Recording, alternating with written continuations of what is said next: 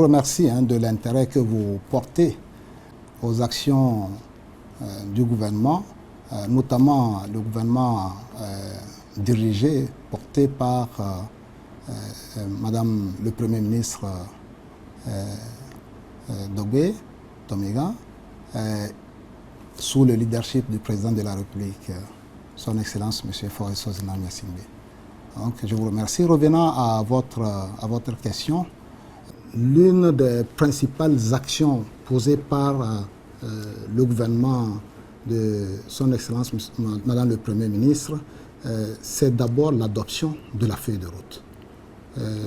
L'adoption de la feuille de route qui traduit la volonté de Madame le Premier ministre d'opérer, disons, un leadership orienté vers l'action et le résultat pour plus d'efficacité et dans l'action gouvernementale.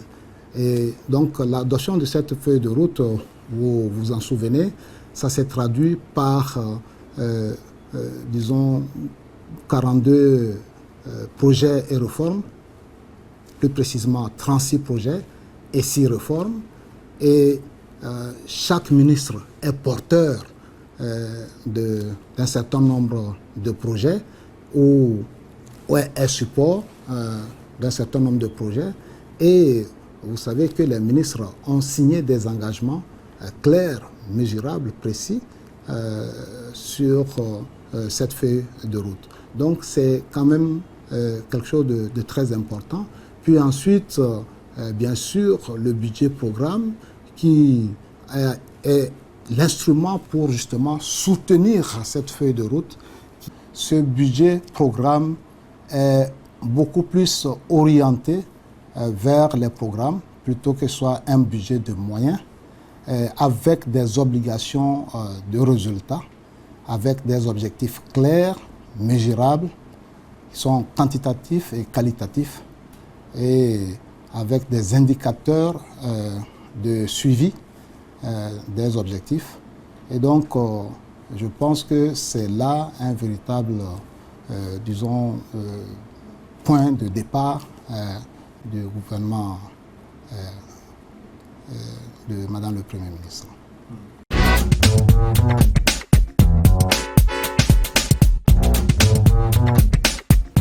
Le budget programme est orienté vers plus d'efficacité, plus d'efficience dans l'action gouvernementale, en ce qu'il permet de planifier les activités du gouvernement, d'abord de les rassembler sous, disons, des programmes bien précis avec des responsables de programmes, et aussi ça consacre la redevabilité puisqu'il y a une déconcentration de la fonction d'ordonnancement et les ministres et les chefs d'institution, les présidents d'institutions sont désormais responsables de l'ordonnancement de leur budget. Ils sont ordonnateurs et il y a une redevabilité aussi donc accrue devant la Cour des comptes. Donc ils sont aussi responsables directement devant la Cour des comptes. Ce budget programme consacre aussi le renforcement du contrôle a priori, donc pour permettre de mieux suivre les actions du gouvernement, et consacre aussi les responsables de programme et la fonction de planificateur et de suivi évaluateur pour s'assurer que les objectifs clairs, précis, mesurables qui ont été, disons, fixés sont bien suivis. Et donc voilà ce que nous pouvons dire. Mais ce budget aussi marque quelque chose de très important. Il est orienté essentiellement vers le social. Parce que n'oubliez pas que 53,7% du budget est consacré aux secteurs sociaux, notamment l'éducation, la santé. Vous savez, avec cette pandémie, la santé et bien sûr la santé universelle pour tous et le secteur du numérique, parce que le digital sera le fer de lance de la transformation de notre économie, la modernisation de l'administration, et donc une bonne part aussi est consacrée au digital. Donc voilà ce que nous pouvons dire. Il y a bien sûr aussi les pistes rurales et le secteur agricole. Donc vous avez tous les secteurs sociaux qui ont bénéficié en tout cas de l'attention particulière du président de la République et donc du Premier ministre dans le cadre de ce budget programme.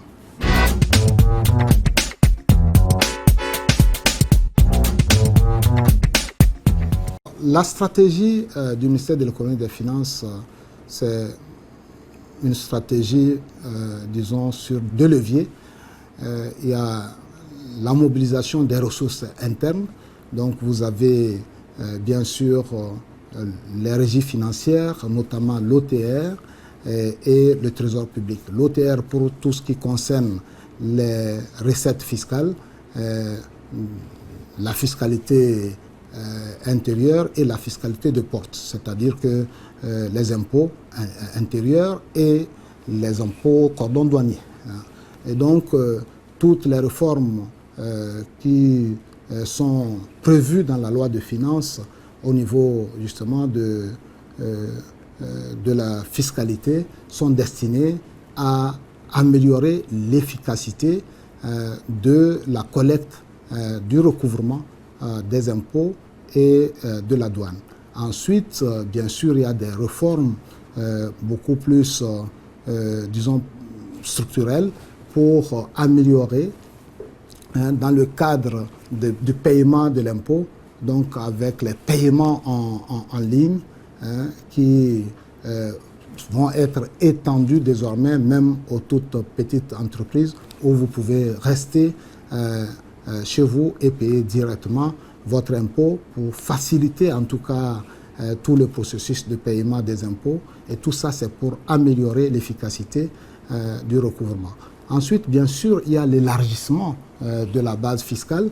Et donc, nous travaillons pour élargir la base fiscale de sorte à, disons, desserrer le taux sur les grandes entreprises qui sont les principales contributrices, disons, de l'impôt.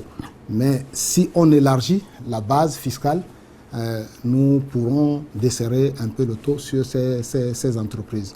Il y a la nécessité, bien sûr, de travailler aussi à la formalisation du secteur informel. Donc, toutes ces actions vont contribuer, bien sûr, avec aussi l'accroissement de la base fiscale qui est le PIB, le produit intérieur brut. Nous espérons collecter beaucoup plus d'impôts. Au niveau du Trésor public, les régies ont été augmentées, donc la création de nouvelles régies financières pour percevoir des revenus, disons, qui ne sont pas des recettes qui ne sont pas fiscales. Donc c'est ce qu'on appelle les recettes de service. Et donc le travail a été fait au cours de ces 100 premiers jours. Il y a eu une multiplication d'arrêtés pour créer des régies au niveau de certains services, de sorte à assurer la collecte des ressources de façon appropriée et augmenter la contribution de ces ressources dans le budget de l'État. Maintenant, sur le deuxième levier, c'est les ressources externes, la mobilisation des ressources externes.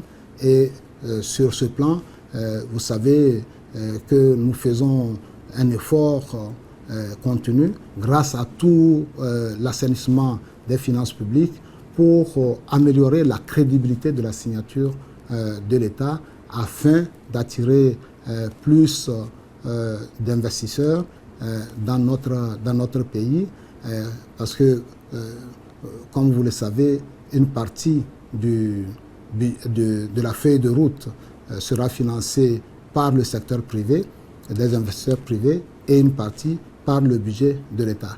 En ce qui concerne la mobilisation auprès de nos partenaires techniques et financiers, nous avons une très bonne signature et donc nous avons des meilleures conditions aujourd'hui et nous sommes prêts aujourd'hui pour mobiliser encore plus de ressources pour financer le budget de l'État. Nous n'avons pas d'inquiétude là-dessus.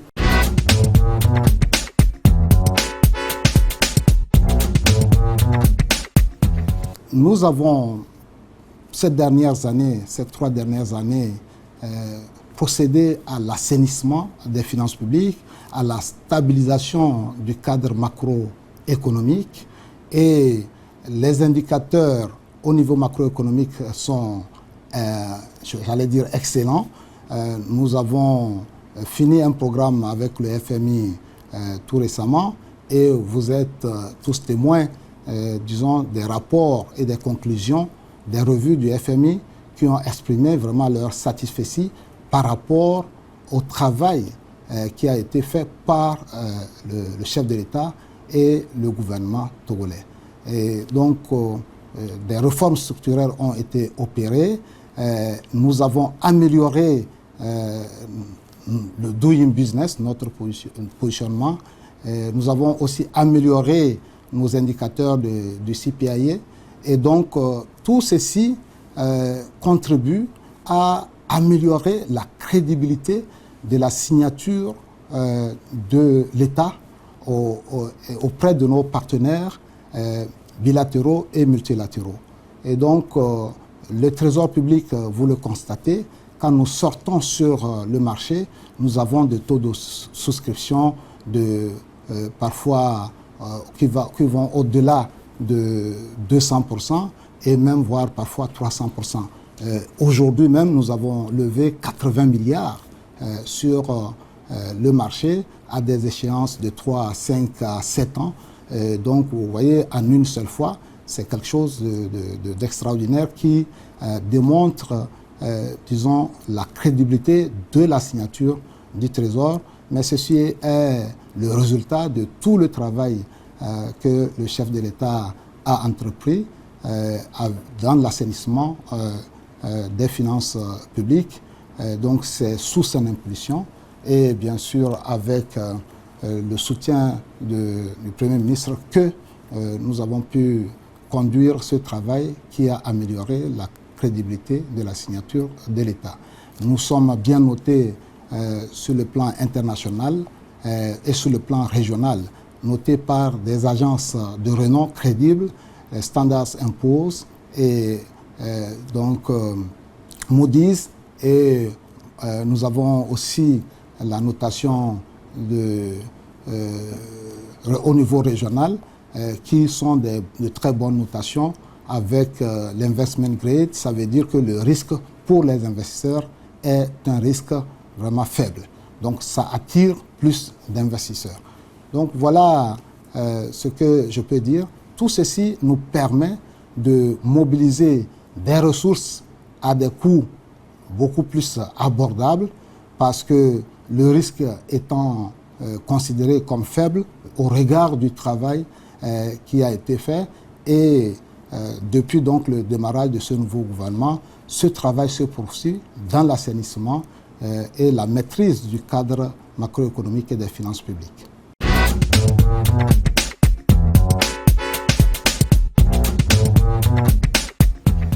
Permettez-moi d'abord de saluer, de rendre grâce à Dieu et puis de saluer le soutien dont nous bénéficions du chef de l'État et de Madame le Premier ministre pour conduire ces réformes qui sont des réformes effectivement courageuses. Mais c'est parce que le chef de l'État imprime, disons, une marque. Et il a une vision claire. Il veut transformer de façon structurelle l'économie togolaise que nous, ça nous facilite à notre niveau la tâche de mettre en œuvre.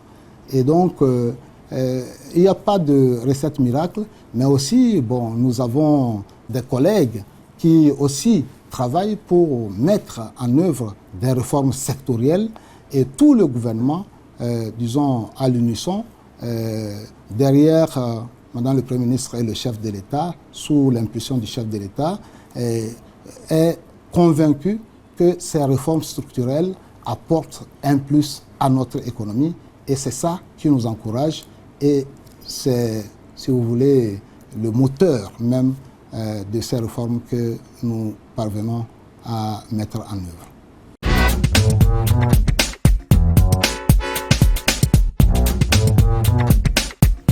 L'année 2021, nous l'espérons être meilleure que 2020. L'année 2020 a été une année difficile avec la crise à la pandémie à coronavirus et nous espérons que avec l'espoir du vaccin qui est annoncé va nous permettre d'endiguer cette pandémie. Mais je voulais aussi profiter pour vous remercier, vous souhaiter aussi une très bonne année et souhaiter que ce soit une année d'espoir pour l'ensemble, bien sûr, de nos concitoyens.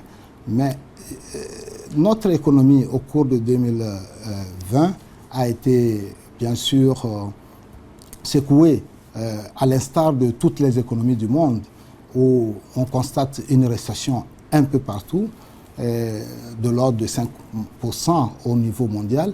Mais dans ce contexte, notre économie a résisté. Elle a montré sa résilience grâce à tout ce travail et grâce aux mesures qui ont été prises très tôt par le gouvernement pour maîtriser cette crise-là, aux mesures de riposte. Et ces mesures-là se déclinent en 3 axes. D'abord la riposte, ensuite vous avez la résilience et après la relance. La riposte qui est une riposte sanitaire appropriée et vous savez que dans la sous-région, nous sommes quand même appréciés par les organisations disons internationales en charge de la santé au regard des mesures, de l'efficacité des mesures qui sont prises. Et donc il y a la résilience aussi économique et sociale. Les PME et les PMI ont souffert de cette crise et des mesures ont été prises par le gouvernement pour soulager un tant soit peu les difficultés que les PME, PMI et les toutes petites entreprises ont rencontrées. Au niveau aussi social, des mesures ont été aussi prises par le gouvernement pour permettre aux populations les plus vulnérables de ne pas basculer dans l'extrême pauvreté.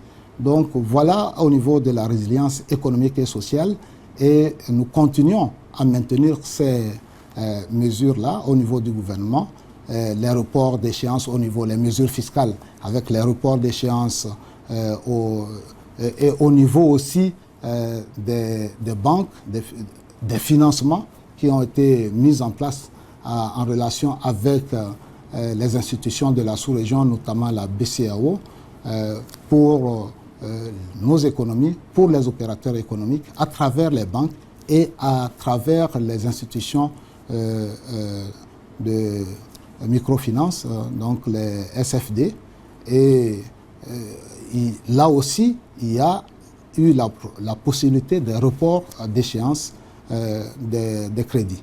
Donc, tout ceci pour renforcer la résilience de notre économie, ce qui nous a permis de pouvoir sortir un taux positif de 0,7% dans un contexte où l'économie mondiale est en train de se replier avec une récession de près de 5%.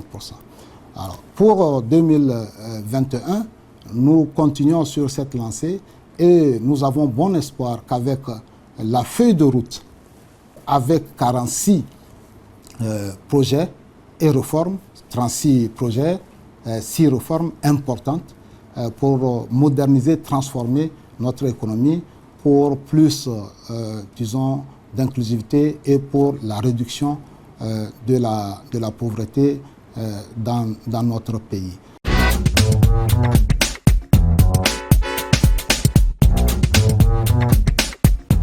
avec cette feuille de route, la mise en œuvre qui a commencé en relation avec le secteur privé, puisque cette feuille de route, c'est de l'ordre de 3 400 milliards le coût, et 50% supporté par le secteur public et 50% le secteur privé.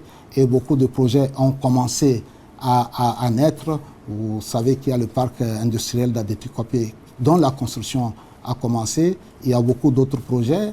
Il y a le phosphate carbonaté. Nous avons signé des MOU avec Dangote, le groupe Dangote, pour l'exploitation du phosphate carbonaté et la transformation justement de ce phosphate en engrais pour appuyer justement le secteur agricole qui est un secteur très important que nous voulons transformer et pour, disons, la fabrication des produits made in Togo.